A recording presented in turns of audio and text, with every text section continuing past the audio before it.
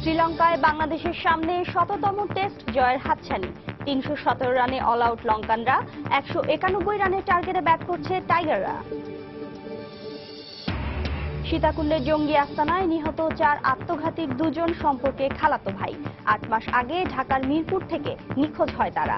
জঙ্গি তৎপরতা চালাতো দাওলাতুল ইসলামের নামে। গাইবান্ধার গোবিন্দগঞ্জে ট্রাকের সঙ্গে সংঘর্ষে নিয়ন্ত্রণ হারিয়ে বাস খাদে। মা ও শিশুসহ নিহত ৬, আহত আরও ৯ জন। ওভারটেকিং কারণ বলছে পুলিশ। কাউন্সিলের ১ বছরেও দল গোছাতে পারেনি বিএনপি। নেতৃত্বের ব্যর্থতার কথা স্বীকার করলেও সরকারের দমন পীড়নকেও দায়ী করছেন নেতারা। এবং দেশের প্রায় ১.৫ কোটি কর্মজীবী নারীর জন্য নেই আবাসনের সুব্যবস্থা। তদবির ছাড়া সিট মেলে না রাজধানীর সরকারি কর্মজীবী মহিলা হোস্টেলে।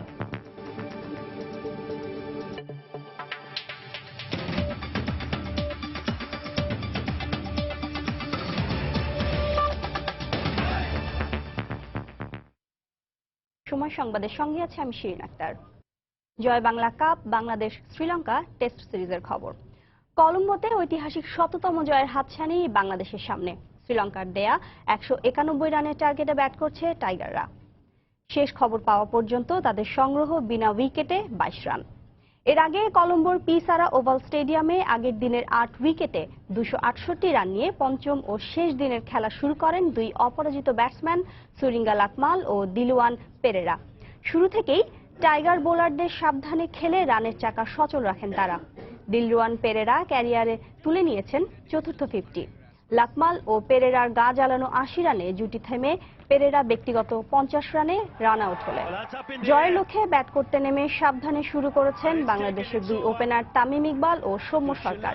এর আগে নিজেদের প্রথম ইনিংসে শ্রীলঙ্কায় ৩৩৮ রানের জবাবে সাকিব আল হাসানের দুর্দান্ত এক সেঞ্চুরিতে বাংলাদেশ করেছিল ৪৬৭ run. Another single there, but an interesting field that he's got. See that's hardly turned there. They'll pick up 2. That might even go for 4. Oh, he gets a foot on it. Oh, did he touch the rope? They might have to go upstairs. দর্শক, এই মুহূর্তে কলম্বোর পিসারা oval স্টেডিয়ামে রয়েছেন reporter SM Iqbal. বাংলাদেশের শততম টেস্টের শেষ দিনের খবর জানাতে স্কাইপে সরাসরি যোগ দিচ্ছেন তিনি। ইকবাল। ধন্যবাদ শিরিন। বাংলাদেশ কিন্তু এখন বলতে গেলে ঐতিহাসিক একটি মুহূর্তের অপেক্ষায় আছে, যা শততম টেস্ট। আর বেশি দূরে নেই বাংলাদেশ শততম টেস্ট জয়ের। আর এটা যদি বাংলাদেশ জয় করতে পারে তাহলে কিন্তু বাংলাদেশ ইতিহাসের সাক্ষী হয়ে যাবে। কারণ হচ্ছে টেস্ট খেলুড়ে যে 10টি দেশ আছে তাদের মধ্যে কিন্তু কেবল 3টি দলেরই আছে এই কীর্তি, অর্থাৎ শততম টেস্ট জয়।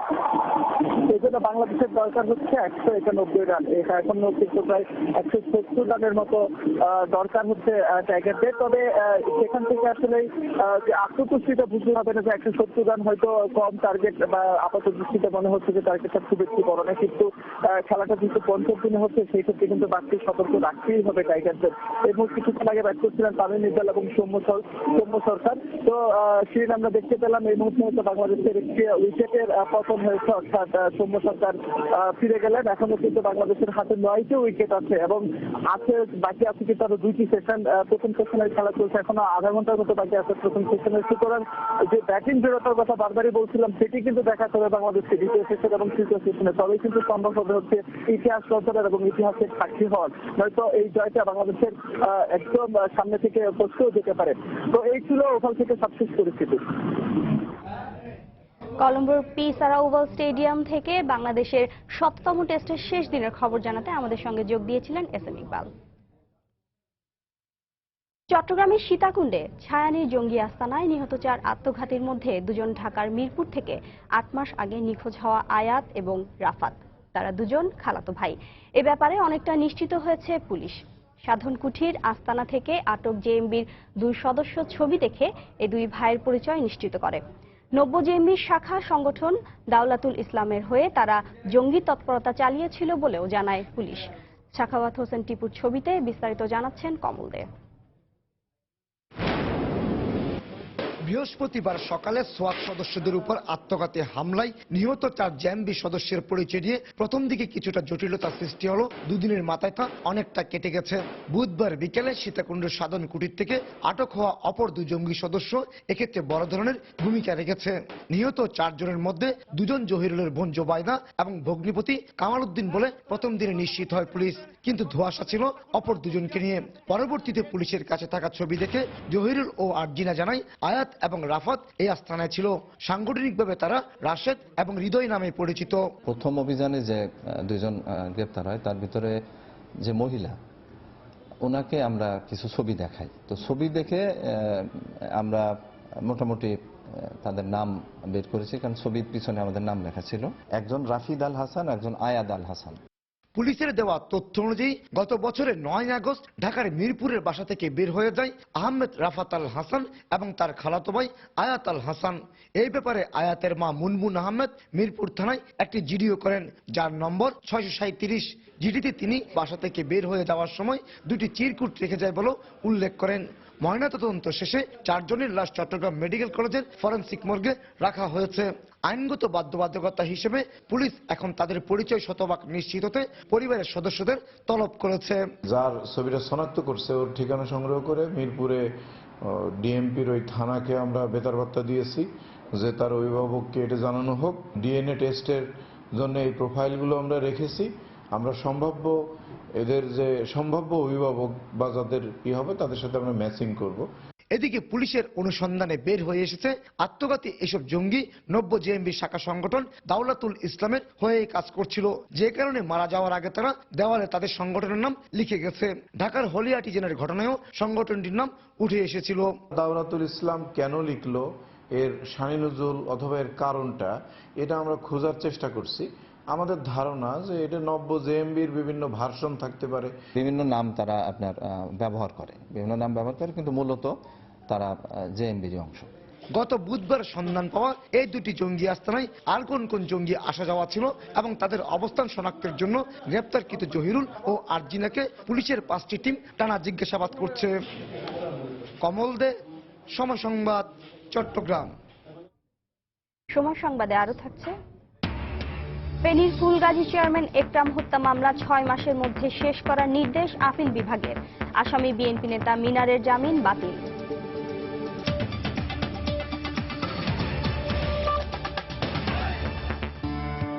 ব্লেজ এলইডি লাইট বদলান, লাইফ বদলান। কাউন্সিলের 1 বছরেও দল গোছাতে পারেনি বিএনপি, নামতে পারেনি রাজপথে। এই অবস্থায় নেতৃত্বের ব্যর্থতা ও সিদ্ধান্তহীনতার দায় স্বীকার করছেন শীর্ষ নেতাদের কেউ কেউ। এ নিয়ে অসন্তোষ রয়েছে দলে। তবে কোনো নেতা মনে করেন নেতৃত্বের দুর্বলতা নয়, সরকারের দমন পীড়নেই বিধ্বস্ত হয়েছে বিএনপি। সালাউদ্দিন সুমনের রিপোর্ট। 5 জানুয়ারির নির্বাচনের পর আন্দোলনে ব্যর্থতা সহ নানা কারণে অনেকটাই বিধ্বস্ত হয়ে পড়া দলকে চাঙ্গা করতে গত বছরের 19 মার্চ 6ষ্ঠ জাতীয় কাউন্সিল অনুষ্ঠান করে বিএনপি। রাজধানীর ইঞ্জিনিয়ার্স ইনস্টিটিউশন প্রাঙ্গণে অনুষ্ঠিত এই কাউন্সিলের পর 4 দফায় দলের 502 সদস্যের বিশাল আকারের পূর্ণাঙ্গ কমিটি ঘোষণা করা হয়। এরপর পর্যায়ক্রমে জেলা ও মহানগরের কমিটি গঠনের কাজ শুরু হলেও নানা প্রতিবন্ধকতায় গতি পায়নি তা। এখন পর্যন্ত দাবি আদায়ের আন্দোলন বলতে ঘরোয়া সভা সমাবেশ আর সংবাদ সম্মেলনেই সীমাবদ্ধ রয়েছে দলটি। অনেক ক্ষেত্রেই আন্দোলনের দায় সারছে শুধুমাত্র মৌখিক নিন্দা ও প্রতিবাদ জানিয়েই। এখন তো দেশের রাজনীতিও কিছু নাই, সাধারণ মানুষেরও বোধহয় রাজনৈতিক দলের উপর থেকে আস্থা চলে গিয়েছে। এক ধরনের নিস্পৃহতা গ্রাস করেছে রাজনীতিকে, যে জন্যই আপনার মনে হচ্ছে যে কর্মকাণ্ড নাই। ইস্যুভিত্তিক আন্দোলনে জনগণকে সম্পৃক্ত করতে না পারার অসন্তোষের পাশাপাশি চাপা ক্ষোভও রয়েছে এই নেতার মনে। বাম দলের 50-60 জন মিলে কত তীব্র রাজপথে আন্দোলন গড়ে তোলার চেষ্টা করছে। বিএনপির মতো বিশাল দল, তাদের কাছ থেকে লোক নিশ্চয়ই আরো শক্তিশালী ভূমিকা আশা করে।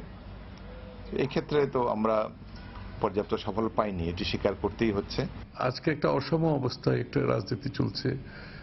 এক পক্ষ সবকিছু করে বেড়াচ্ছে আর বাকিদেরকে বাইরে রাখা হয়েছে। তবে নেতৃত্বের ব্যর্থতার চেয়ে সরকারের আচরণ ও নানাবিধ প্রতিবন্ধকতাকেই ঘুরে দাঁড়ানোর অন্তরায় হিসেবে দেখছেন দলের স্থায়ী কমিটির এই সদস্য। রাজনীতিবিদরা এবং জনগণ তার রাজনৈতিক প্রতিপক্ষকে মোকাবেলা করতে পারবে রাজনৈতিকভাবে, কিন্তু রাষ্ট্রীয় সন্ত্রাসের মোকাবেলা করার জন্য তো দেশের জনগণ প্রস্তুত নাই। রাষ্ট্রীয় সন্ত্রাসকে মোকাবেলা করার জন্য তো রাজনৈতিক শক্তিগুলো প্রস্তুত নয়। সাংগঠনিক ভিত্তি মজবুত করে শিগগিরই আন্দোলনের মাঠে নামবে বিএনপি, আবারও এমন কথাই জানালেন এই শীর্ষ নেতা। সালাউদ্দিন সুমন, সময় সংবাদ, ঢাকা। রাজধানীর খামারবাড়ির কৃষিবিদ ইনস্টিটিউশনে তাঁতি লীগের সম্মেলনে বক্তব্য রাখছেন প্রধানমন্ত্রী শেখ হাসিনা। আমরা সরাসরি চলে যাচ্ছি সেখানে। উপস্থিত ভাই বোনেরা আমার, জাতির পিতা স্বাধীনতার পর একটা যুদ্ধ বিধ্বস্ত বাংলাদেশ গড়ে তোলেন এবং এই বাংলাদেশের প্রতিটি শ্রেণী পেশার মানুষ তাদের কল্যাণে তিনি কাজ করে যান। ভাবতে অবাক লাগে যত অল্প সময়ের মধ্যে তিনি দেশের একটি স্বাধীন রাষ্ট্র শুধু দিয়ে যান নাই, সেই রাষ্ট্রকে পরিচালনা করার জন্য যা যা প্রয়োজন সব কাজগুলি কিন্তু তিনি করে দিয়ে গেছেন। আমাদের স্থল সীমানা, আমাদের সমুদ্র সীমানা থেকে শুরু করে প্রতিটি ক্ষেত্রে কিন্তু জাতির পিতা আইন করে গেছেন এবং সেই সাথে সকল শ্রেণী পেশার মানুষ, আমাদের কৃষক, শ্রমিক, জেলে, তাঁতি, কামার, কুমার, সকল শ্রেণী পেশার মানুষের কল্যাণের জন্য তিনি কিন্তু কাজ করেছেন। অত অল্প সময়ের মধ্যে এত কাজ পৃথিবীর কোনো নেতা কখনো করতে পারেনি। জাতির পিতা আজ আমাদের মাঝে নেই। বাংলাদেশ বহু আগে আজ উন্নত সমৃদ্ধ দেশ হিসেবে বিশ্ব দরবারে মাথা উঁচু করে চলতে পারত, কিন্তু আমাদের দুর্ভাগ্য 15ই আগস্ট আপনারা জানেন যে জাতির পিতাকে নির্মমভাবে হত্যা করে, সাথে আমি, আমার মা, আমার ভাই কামাল জামাল রাসেল, তাদের নবপরিণীত বধূ সুলতানা রোজি সহ এবং আমার বাবার মিলিটারি সেক্রেটারি কর্নেল জামিল এবং পুলিশ অফিসার 2 জন সহ অনেককে আমরা হারিয়েছি। তাদের প্রতি আমি আজকে শ্রদ্ধা জানাই। এই 15ই আগস্ট আমাদের জন্য আসলে একটা কালো দিন। বাংলাদেশের মানুষের সব আশা আকাঙ্ক্ষাকে ভুলুণ্ঠিত করে দেয়। স্বাধীনতার চেতনা নিয়ে যে বাংলাদেশ জাতিপিতা গড়তে চেয়েছিলেন, সেই বাংলাদেশ তিনি গড়ে যেতে পারলেন না। যখনই অর্থনৈতিক মুক্তির পথে তিনি পা বাড়ালেন, তখনই তাকে এভাবে নির্মমভাবে হত্যা করে বাঙালির কাছ থেকে কেড়ে নেওয়া হলো। আর ক্ষমতায় চলে এলো কারা? যারা তার স্বাধীনতার বিরোধী ছিল, যারা দেশের স্বাধীনতাই চায়নি, যারা মুক্তিযুদ্ধের বিরোধিতা করেছে, যারা পাকিস্তানি হানাদার বাহিনীর দোসর ছিল, যারা দালালি করেছে, যারা আলবদর আল শাম রাজাকার বাহিনী গড়ে তুলে আমাদের দেশের মানুষকে হত্যা, ধর্ষণ, লুটপাট, অগ্নিসংযোগ করে এই পাকিস্তানি হানাদার বাহিনীকে গ্রামের পর গ্রাম পথ দেখে নিয়ে গেছে। আসলে তাদের দোসরাই ক্ষমতায় চলে এলো আর খুনিদেরকে পুরস্কৃত করা হলো। এর ফলে এদেশের সর্বশ্রেণীর মানুষ, কৃষক, শ্রমিক, ছাত্র জনতা থেকে শুরু করে তাঁতি, কামার, কুমার, প্রত্যেকটা মানুষের জীবনে কিন্তু নেমে এলো এক দুর্বিষহ যন্ত্রণা। 21টা বছর এদেশের মানুষকে এই কষ্ট ভোগ করতে হয়েছে। 21 বছর পর যখন আওয়ামী লীগ ক্ষমতায় আসে, আওয়ামী লীগ ক্ষমতায় এসেই আমরা কিন্তু প্রত্যেকটা শ্রেণী পেশার মানুষের সমস্যার সমাধানে ব্যাপক কর্মসূচি হাতে নিই।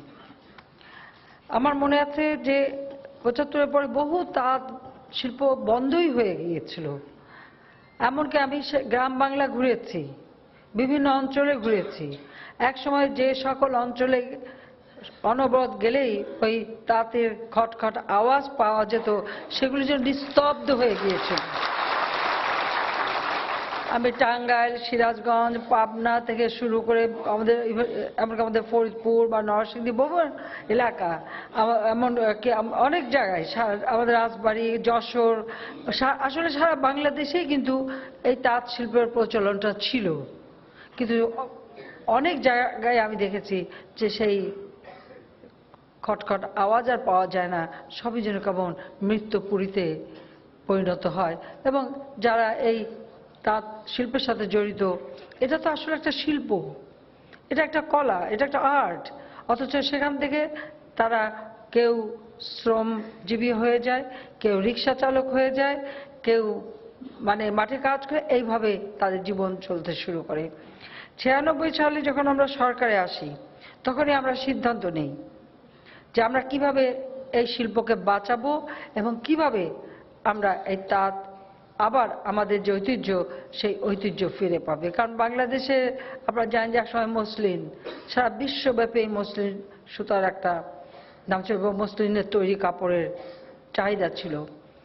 কাজে আমরা আমাদের পুরনো ঐতিহ্যগুলি কিভাবে আবার ফিরে আনি। আমাদের তাঁতের শাড়ি, কাপড় চোপড়, গামছা থেকে শুরু করে লুঙ্গি থেকে শুরু সব কিছুই তো তৈরি হতো। আর আমাদের এনায়েতুর রহিম সাহেব নামের সাথে খদ্দর লাগাতে চেয়েছেন, আমরা সেই টাইটেলটা তাকে দিচ্ছি, কারণ আমাদের খদ্দর এটা আসলে কিন্তু সত্যি একটা মানে অত্যন্ত গুরুত্বপূর্ণ একটা মানে শিল্প। এবং এই খদ্দরের তৈরি কাপড় এটা তো একসময় আমাদের দেশে একটা ফ্যাশনই ছিল, কিন্তু আবার কিভাবে যেন ধীরে ধীরে এটা সেই চাহিদা এবং গুরুত্বটা হারিয়ে যেতে বসলো।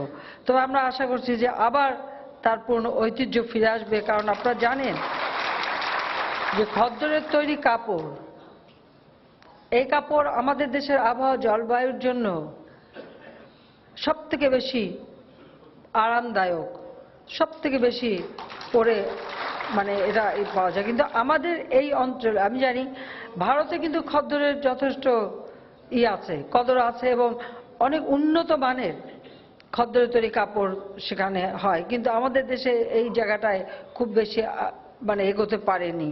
কাজে আমরা চাই যে আমাদের এই শিল্পগুলি বা ঐতিহ্যগুলি আবার ফিরে আসুক এবং আরো উন্নত মানের আমরা তৈরি করতে পারি। এবং নিশ্চয়ই আপনারা দেখেছেন, আমি সকল তাঁতি ভাইদেরকে বলবো যে আপনারা লক্ষ্য করেছেন, আমি কিন্তু প্রধানমন্ত্রী হওয়ার পরে ওই ফ্রেঞ্চ শিফন কখনো পরি না। আমি বাংলাদেশের তৈরি বা আমাদের তাঁতিদের তৈরি কাপড়, এই কাপড়টাই কিন্তু আমি সবসময় ব্যবহার করি, সেটা সুতির কাপড় হোক, সিল্কের কাপড় হোক, এমনকি আমার খদ্দরের শাড়িও আছে তাও পরি। কাজে মানে আমি সবসময় এটাই চেষ্টা করি যে আমার দেশের সম্পদটাকে মানুষের সামনে তুলে ধরা। এবং বিদেশে যত উপহার দিই সেখানে উপহারের খাতায়ও কিন্তু সবসময় আমাদের দেশে তৈরি কাপড় আমরা রাখি, সেটাও আমরা উপহার দিয়ে থাকি। তাছাড়া 96 সালে আমি যখন ক্ষমতায় আসলাম তখন সর্বপ্রথম তাঁতিদেরকে আমরা ঋণ দেওয়া শুরু করলাম। অতীতে কিন্তু তাঁতিদের ঋণ দেওয়া হতো না, আমরা সর্বপ্রথম তাঁতিদেরকে ঋণ দিতে শুরু করি যাতে তারা তাদের পেশাটাকে আবার চালাতে পারে। তাছাড়া রং, সুতা এবং অন্যান্য উপকরণ যাতে তারা ব্যবহার করতে পারেন। ইতিমধ্যে আপনারা জানেন যে আমরা এটা অনেক ক্ষেত্রে শুল্ক মুক্ত করে দিয়েছি, সুতা আমদানি থেকে শুরু করে সবকিছু। পাশাপাশি আমরা সারা বাংলাদেশে একটা সার্ভে করছি যে আমাদের দেশে সেই মসলিন সুতাটা কোন কোন এলাকায় হতো সেটা আবার করা যায় কিনা, এর জন্য কিন্তু গবেষণা চলছে, আমরা সেটা গবেষণা করছি।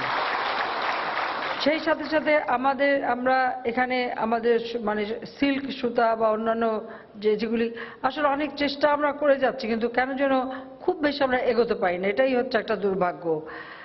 তারপরেও আমাদের প্রচেষ্টাটা অব্যাহত আছে, আমরা করে যাচ্ছি। বা সুতা আমদানি করেও এখানে কাপড়টা যাতে তৈরি করা যায় সে ব্যবস্থা, এবং তাঁত শিল্পটা বিশেষ করে যাতে এটা করা যায় তার ব্যবস্থা নিচ্ছি। ইতিমধ্যে এই 2017 সালে জানুয়ারিতে 426টি তাঁতের বিপরীতে 142 জন তাঁতিকে 49,26,000 টাকা ঋণ প্রদান করা হয়েছে। এবং সেই সাথে তাঁতিদেরকে প্রশিক্ষণের ব্যবস্থা নেওয়া হয়েছে, কারণ আমাদের পাশেই তো দেশ ভারত আছে, তাদের সাথে আমাদের একটু প্রতিযোগিতায় টিকে থাকতে হয়, কাজে সেই ক্ষেত্রে তাদের প্রশিক্ষণের প্রয়োজন। তাছাড়া তাঁত শিক্ষা ও প্রশিক্ষণ ইনস্টিটিউট, ওখানে নরসিংদীতে একটা সেন্টার ছিল, সেই সেন্টারটাকে আমরা আরো উন্নত করে দিচ্ছি। এবং 2011-12 অর্থ বছরে 4 বছর মেয়াদী ডিপ্লোমা ইন টেক্সটাইল কোর্স সেটা চালু করা হয়েছে। বর্তমানে এই কোর্সে ভর্তির ক্ষেত্রে তাঁতি পরিবারের সন্তানদেরকে 10 ভাগ কোটা রাখা হয়েছে। আমাদের যেটা সব থেকে সমস্যা সেটা হচ্ছে যে আমি নিজে তাঁতিদের সাথে কথা বলে দেখেছি, কারণ আগে তো অনেক সময় আমি যেখানেই যাই তাঁতিদের ঘরে ঢুকেছি, কিভাবে তাঁত বনে আমাদের সেই সোনারগাঁ থেকে শুরু করে টাঙ্গাইল থেকে শুরু করে পাবনা, সিরাজগঞ্জ অনেক জায়গায় আমি কিন্তু গিয়েছি কথা রাজধানীর খামারবাড়ির কৃষিবিদ ইনস্টিটিউশনে তাঁতি লীগের সম্মেলনে বক্তব্য রাখছেন প্রধানমন্ত্রী শেখ হাসিনা। আমরা এতক্ষণ ছিলাম সেখানে। গাইবান্ধায় গোবিন্দগঞ্জে ট্রাকের সঙ্গে সংঘর্ষে যাত্রীবাহী বাস খাদে পড়ে মা ও শিশুসহ 6 জন নিহত হয়েছেন। আহত হয়েছেন অন্তত 9 জন। গতরাত 3টার দিকে ঢাকা রংপুর মহাসড়কে এই দুর্ঘটনা ঘটে। পুলিশ জানিয়েছে ওভারটেকিং এর কারণেই দুর্ঘটনা ঘটেছে। এই ঘটনায় উপজেলা প্রশাসনের পক্ষ থেকে নিহত ও আহতদের আর্থিক সহায়তা দেওয়ার কথা জানানো হয়েছে। হেদায়েতুল ইসলাম বাবুর প্রতিবেদন, ছবি তুলেছেন ওবায়দুল ইসলাম। পুলিশ জানায় রোববার রাত 3টার দিকে ঢাকা থেকে নীলফামারীগামী শাকিল পরিবহনের একটি বাস ঢাকা রংপুর মহাসড়কের বালুয়া এলাকায় পৌঁছালে বিপরীত দিক থেকে আসা একটি ট্রাকের সঙ্গে ধাক্কা লাগে। এ সময় বাসের চালক নিয়ন্ত্রণ হারালে বাসটি রাস্তার পাশে খাদে পড়ে যায়। এতে ঘটনাস্থলেই 4 জনের মৃত্যু হয় আর আহত হন অন্তত 11 জন। খবর পেয়ে ফায়ার সার্ভিস ঘটনাস্থলে পৌঁছে আহতদের উদ্ধার করে হাসপাতালে নিলে আরও একজনকে মৃত ঘোষণা করেন চিকিৎসক। আমরা চলে বেরিয়েছি, অ্যাক্সিডেন্ট লাগছে, কেমন কেমন করতেছি। তখন ধীরে করে চেতন পেলাম, চেতন বললাম যে কি অবস্থা, কয়েক অ্যাক্সিডেন্ট হয়েছে। আমি শোনার পরে অজ্ঞান হয়ে গেছি। মোট 8 জন আমাদের হাসপাতাল থেকে চিকিৎসা নেয়। এর মধ্যে 3 জনকে রেফার করা হয়েছে, 1 জন মৃত এবং 4 জন আমাদের এখনো চিকিৎসাধীন অবস্থায় আছে। এদিকে ঘটনাস্থল ও হাসপাতাল পরিদর্শন করে নিহতদের পরিবার ও আহতদের অর্থ সহায়তা দেওয়ার ঘোষণা দিয়েছেন উপজেলা নির্বাহী কর্মকর্তা। প্রশাসনের পক্ষ থেকে যারা মারা যায় বা আহত হয় তাদের জনপ্রতি 10,000 টাকা করে আমরা নগদ দিয়ে থাকি। এদিকে আহতদের মধ্যে 4 জনের অবস্থা আশঙ্কাজনক হওয়ায় উন্নত চিকিৎসার জন্য তাদের বগুড়া শহীদ জিয়াউর রহমান মেডিকেল কলেজ হাসপাতালে পাঠানো হলে পথে আরও একজনের মৃত্যু হয়। সময় সংবাদ, গাইবান্ধা। সময় সংবাদে আরো থাকছে। গাইবান্ধা সুন্দরগঞ্জে উপনির্বাচনকে কেন্দ্র করে জমে উঠেছে প্রচারণা। আঞ্চলিকতাকেই প্রাধান্য দিচ্ছেন ভোটাররা। মুক্তিযুদ্ধ বিরোধীদের প্রভাব নিয়ে শঙ্কা। বাংলাদেশ পরিসংখ্যান ব্যুরোর সবশেষ হিসেব অনুযায়ী দেশের মোট 5,41 লাখ কর্মজীবীর মধ্যে 1,62 লাখই নারী। কর্মক্ষেত্রে নারীর এই অগ্রগতির পরও তাদের নিরাপদ আবাসনের সংকট প্রকট। রাজধানীর সরকারি কর্মজীবী মহিলা হোস্টেলে বারবার আবেদনের পরও উপর মহলে তদবির ছাড়া মিলছে না সিট। শামসুল হক প্রিন্সের ছবিতে মৌসুমী মোর রিপোর্ট। সারা দেশ যখন নারী ক্ষমতায়ন নিয়ে মাতামাতি করছে, তখনও উপেক্ষিত কর্মজীবী নারীদের আবাসন সংকটের বিষয়টি। শত শত লিফলেট, ব্যানারে চোখ আটকানো মনোরম পরিবেশ আর সুযোগ সুবিধার চাকচিক্যে ঢাকা পড়ে যায় নারী নিরাপত্তার ইস্যুটি। তাই নিরাপত্তার টাকার অঙ্কে মিলিয়ে কর্মজীবী নারীদের শেষ ভরসা সরকারি কর্মজীবী হোস্টেলগুলো। কিন্তু সেখানে স্থান পাওয়া রীতিমতো ভাগ্যের ব্যাপার। এক্ষেত্রে প্রধান বাধা ভুয়া সনদধারী চাকুরিজীবী আর উপর মহলের সুপারিশ। যারা অলরেডি ওই হোস্টেলে উঠেছিল তারা বলেছে যে নীলক্ষেতে 200 থেকে 300 টাকা দিলে সার্টিফিকেট তারা নকল বানিয়ে দিবে। তারপর অবশ্যই কোনো একজন সচিব বা মন্ত্রীর ফোন কল ছাড়া আপনার ওখানে সিট কখনোই হবে না, এটা সম্ভব না। আমি নিজে অলরেডি ট্রাই করেছি 3 বার। তাদের সাথে আমি কথা বলেছি যারা উঠেছে ওখানে, তারা বলেছে যে বড় ধরনের লবিং দরকার। এই লবিং তো আমার নেই, এখন আমি কিভাবে উঠবো ওখানে। রাজধানীর 3টি কর্মজীবী মহিলা হোস্টেলের মধ্যে নীলক্ষেতে মোট সিট সংখ্যা 503টি, মিরপুরে 160 এবং খিলগাঁও রয়েছে 210টি। টাকার বিনিময়ে ভুয়া চাকরির নিয়োগপত্র সংগ্রহ করে সাধারণ ছাত্রীদের রাতারাতি কর্মজীবী বনে যাবার সত্যতা উঠে আসে সময় সংবাদের গোপন ক্যামেরায়। সত্যতা মেনে নিয়ে ক্যামেরার সামনে কথা বলতে আপত্তি জানান হোস্টেল কর্তৃপক্ষ।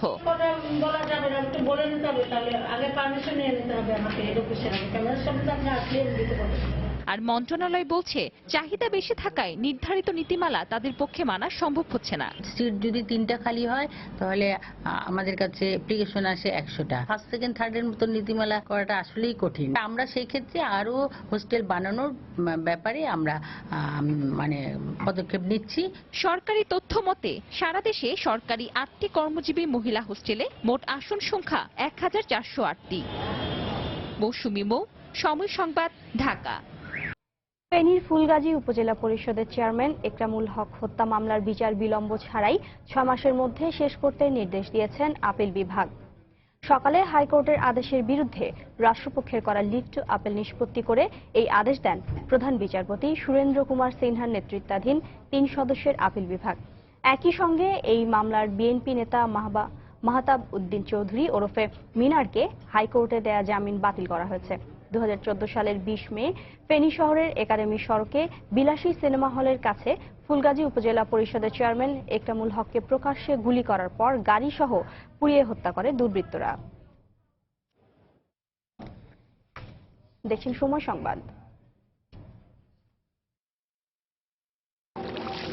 আমি তো আমিনারে না দেখে মরুম না। যেদিন যুদ্ধে যাই ওর ছোট্ট হাতটা আমার বড় উপরটা সরাইয়া গুটখুট্টা আন্ধারের মধ্যে বাইরে গেছিলাম। এরপর দেশ স্বাধীন করে ঠিকই ফিরছি, কিন্তু আমার আমিনারে জীবন্ত না, প্রতিটা বাক্য প্রতিটা শব্দ হারাতে দেব না। ছুটছি দেশের কোনায় কোনায়, বিরুদ্ধের মুখে বীরত্বের কথা দিয়ে তৈরি করছি ডিজিটাল ভিডিও আর্কাইভ ৭১-এর কথা। বিজয়ের এই প্রেরণা ছড়িয়ে যাক প্রজন্ম থেকে প্রজন্মে। চলো বহুদূর। চট্টগ্রামের পতেঙ্গা থেকে ৬ লাখ পিস ইয়াবা জব্দ করেছে র্যাব, যার আনুমানিক মূল্য প্রায় ২৪ কোটি টাকা বলে জানা গেছে। এই ঘটনায় মিয়ানমারের ৬ নাগরিক সহ ৮ জনকে আটক করা হয়েছে। র্যাব ৭-এর অধিনায়ক জানান, একটি সিন্ডিকেট পতেঙ্গার চরপাড়া বেড়িবাঁধ এলাকা দিয়ে বিপুল পরিমাণ ইয়াবার চালান খালাস করবে এমন সংবাদের ভিত্তিতে সেখানে অভিযান চালানো হয়। অভিযানে ঘটনাস্থল থেকে ৬ লাখ পিস ইয়াবা সহ ৮ জনকে আটক করা হয়।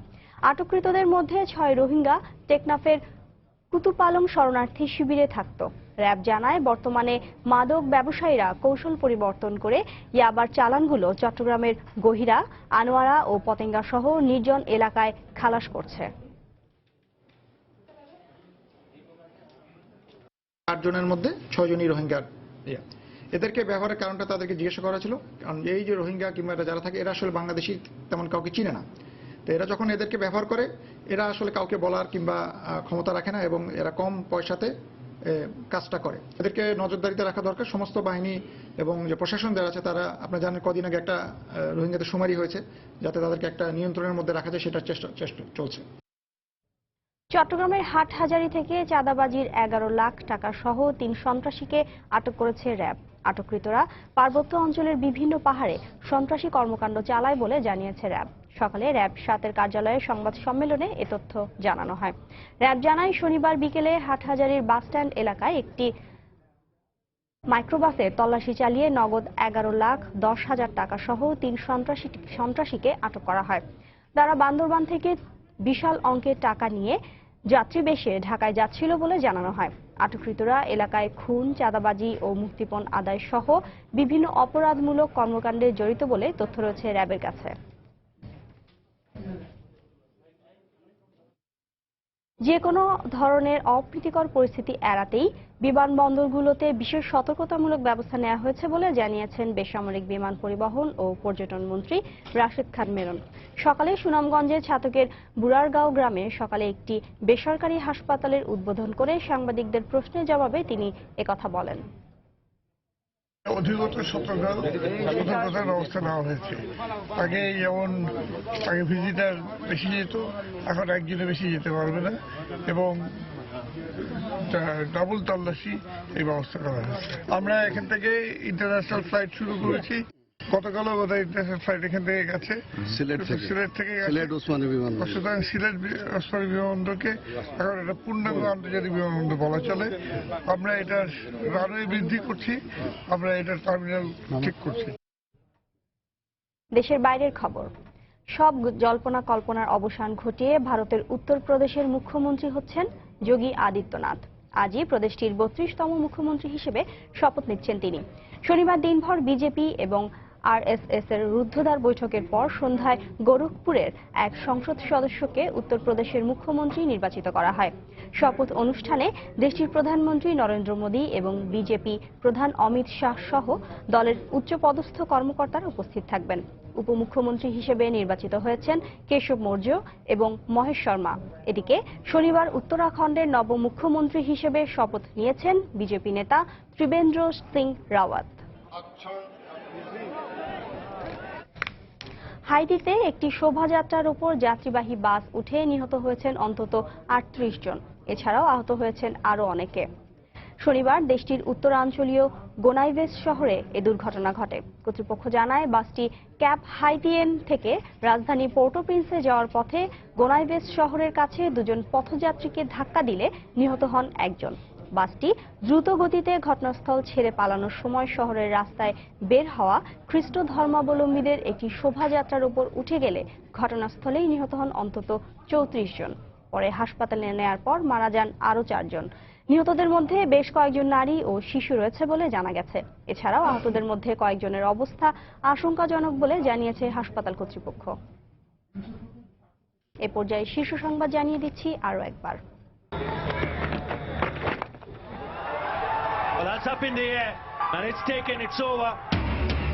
শ্রীলঙ্কায় বাংলাদেশের সামনে ১৭তম টেস্ট জয়ের হাতছানি। ৩১৭ রানে অল আউট লঙ্কানরা।